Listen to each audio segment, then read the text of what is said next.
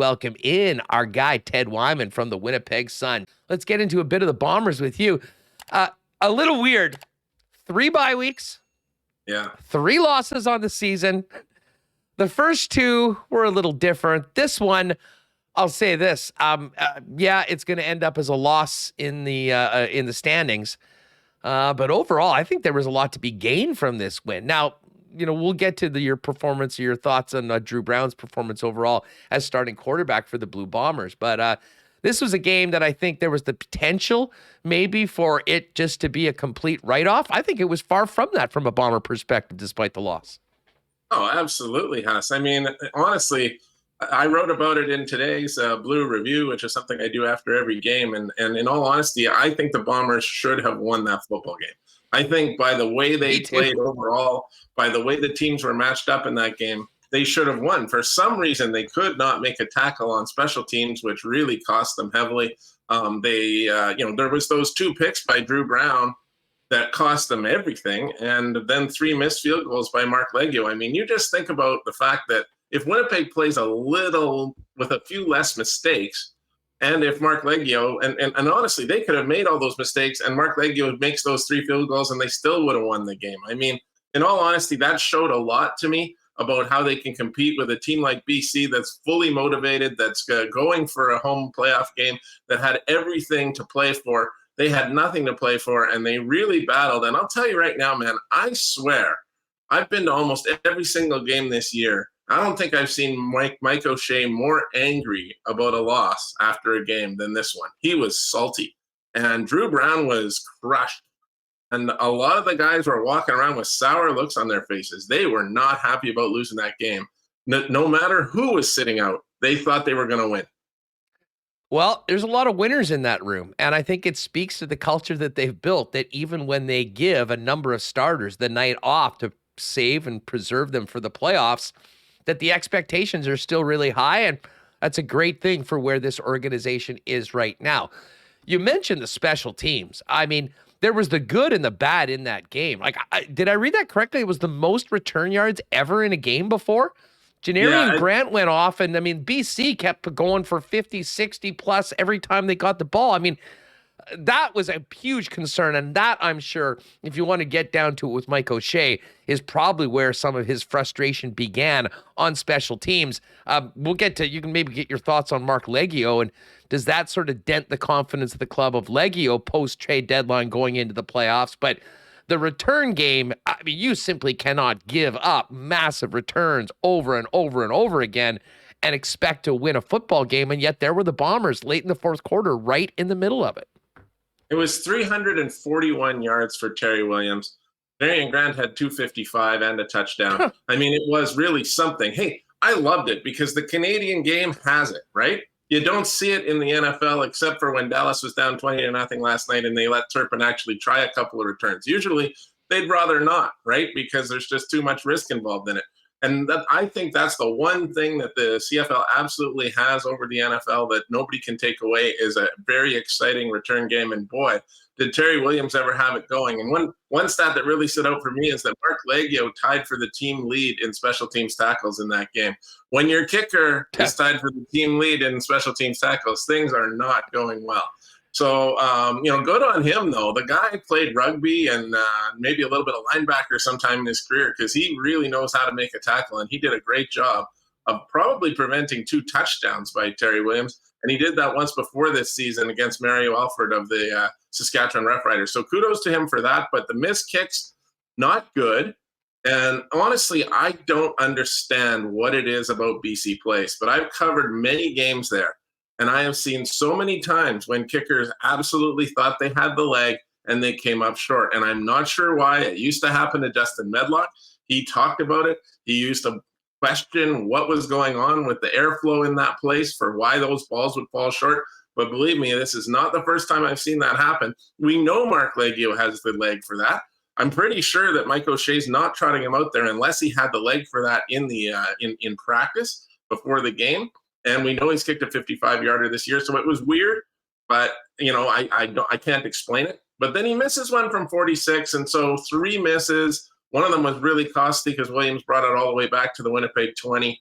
30, a 25% success rate is not what you want to see from your kicker when you're heading into the playoffs. That's definitely a question mark for Winnipeg. And if you're a Bombers fan, observer, even somebody in the organization, you have to just hope that it's not going to come down to a situation where your kicker needs to win it for you, because, I mean, he might, but I don't know what the percentage chances are of him coming through in those moments. Well, you're exactly right. And it is bizarre, Ted, that it's happening in the one place where you've got controlled conditions, and you would assume that it would be maybe the easiest place in the Canadian Football League to consistently kick through. No, exactly. It's not. And it certainly wasn't for Leggio on the weekend. So there was some things that the Bombers will work on extensively once they get back to practice, and I'm sure the special teams video will be a little ugly when Mike O'Shea brings the guys in to go through it. That being said, on the offensive side of the football, there were the big picks that went back the other way, and you mentioned that was the difference. And, it's about winning and losing, so you can't ignore that.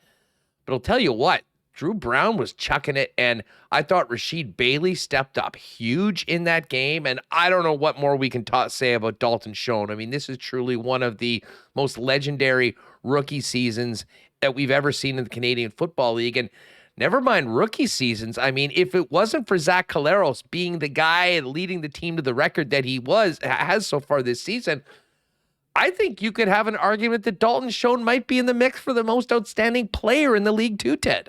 I absolutely agree. I think his numbers are very worthy of it. And, I've talked about this extensively with Jeff Hamilton and various other of my colleagues. And one of the things that really stands out is that he's got more touchdowns than Brandon Banks had when Brandon Banks did win MOP.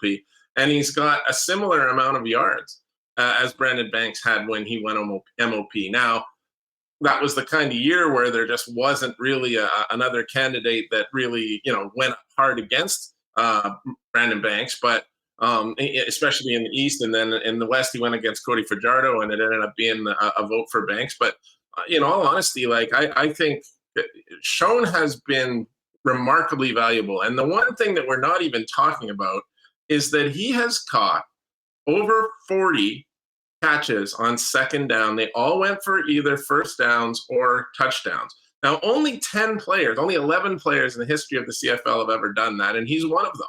And I mean, if he were to get a couple more here and there, he could potentially, in that last game, if he were to get 3 or 4, I can't remember the exact number that he had in the game now, but 3 or 4, he's 3 or 4 away from the CFL record, which is held by Ben Cahoon, an all-time great from the Montreal Alouettes.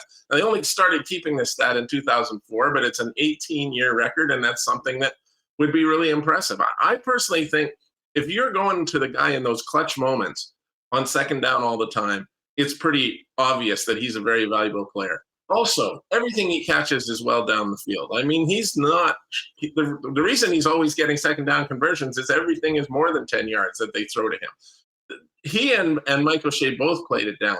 He said, you're going to catch a lot of balls on second down because it seems like we're always on second down in the CFL, and we run on first down a lot. No, that is fair. And Mike O'Shea said something very similar to that, playing it down a bit, but the fact is, only 11 players have ever done it in the history of the game, or the history since they started keeping these records. So you have to give it some credence. And I think Dalton Schoen has been incredible. I can't quite for the life of me understand why the Bombers didn't target him once in the first half in this last game. But, Drew Brown admitted that he wasn't really feeling that comfortable, was certainly, not on top of his game. And maybe he just didn't have time to go to his primary reads. But then they do start going to Schoen in the second half, and he gets 82 yards. And I mean, he could have had another 40. They were both passes by Drew Brown that just weren't on the mark, just in the last part of the game. And if he gets those 40, he's already the all-time rookie receiving yard leader for the Winnipeg Blue Bombers. He needs 16 to beat Perry Tuttle next week, and I have no doubt that he'll do it. Ted Wyman of the Winnipeg Sun with us here on Winnipeg Sports Talk. By the way, if you haven't already, welcome to all the new listeners and viewers.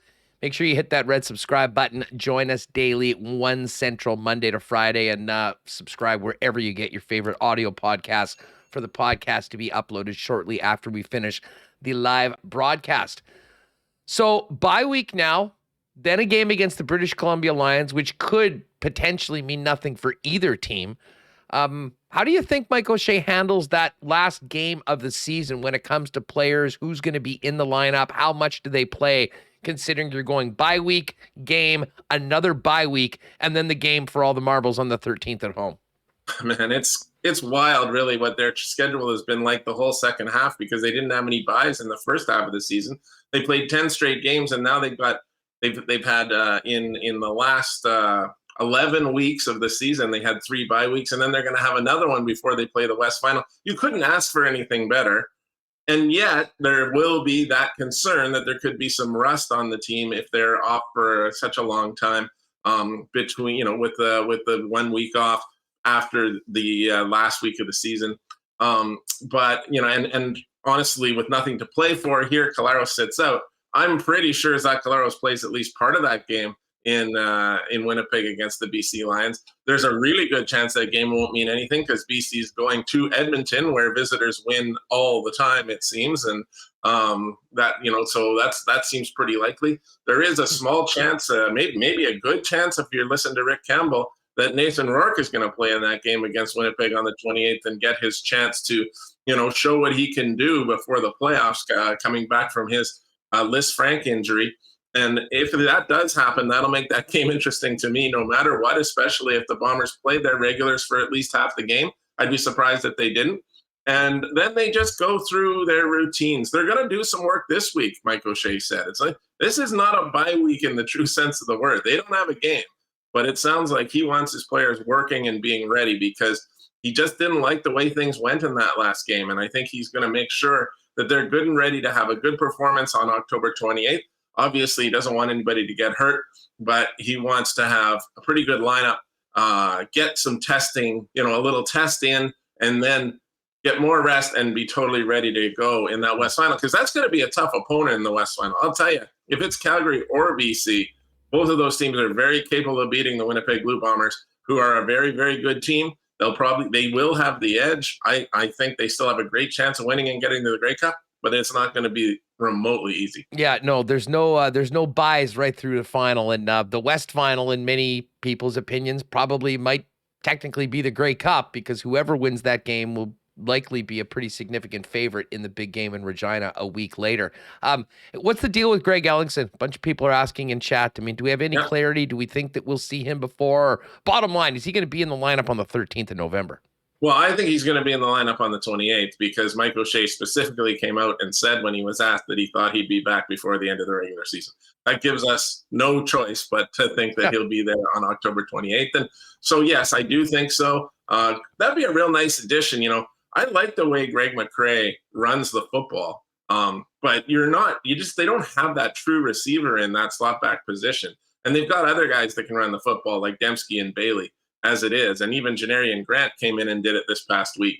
So I'm not too concerned. I don't have anything against Greg McCrae, but I think if you can get Greg Ellingson in there, that will really up the opportunities for Zach Collaros to throw the football. He's been really extensively targeting Dalton, Schoen, and Nick Dembski for the most part in the recent weeks of the season. And then Drew Brown really went big on Rashid Bailey, which was good to see, because it's like, I think Rashid was really not the happiest camper earlier in the season, because he just wasn't getting the results. I do think he was still working hard. I still think he was a big part of what was going on, but he didn't love that the ball wasn't coming his way that much. He didn't love that he wasn't getting the results. And you knew it, because after he had his first really good game, I think that was in week 13, he came and stood on the podium and he said, I've been waiting to talk to you guys all year. Most guys don't talk like that, but he recognizes that if you've had a good game, the media wants to talk to you. So he appreciated that was happening. And boy, he looked great in this last game. A lot of it was, when the Bombers were trailing. People will point that out, that you might call it garbage time. It really wasn't, because I think they still had a chance in that game every time he scored. But I do like the possibility, if you've got Greg Ellingson in there. I think Jackson Jeffcoat's going to be a possibility to come back on a defensive end. I don't really know who else. These injuries they're so secretive about them. It's really hard to tell how long guys might be out. But I think they'd love to see a more optimal looking defensive secondary as well. They should be back to pretty much normal at linebacker. The defensive ends, if they can get Jeffcoat back, that's going to be their optimal. And if you can get Ellingson back, I don't know about Wolodarski at all, but I don't think there's been an issue with Brendan O'Leary-Orange. So getting that optimal lineup would be great. And I do think that I should just say, I think Drew Brown showed enough this last game, other than two really bad mistakes. One was a terrible throw. One was a hurried throw that he should never have done. Other than those two, he slung the ball pretty well. And I think people who watch that game would take from that if there were something terrible to happen, even a small injury to Zach Calero, something that affected him, Drew Brown could step in and run this offense. I think that was a pretty good takeaway from that game. Well, for sure. And I mean, I think Drew Brown, at the beginning of the season when he went in, I believe against Ottawa and led the team to a win, had a great start to the year and an opportunity that probably doesn't come around very often, and did quite well. That being said, let's hope it's number 8 behind center for the rest of the way for the Winnipeg Blue Bombers. The straw that stirs the drink, indeed.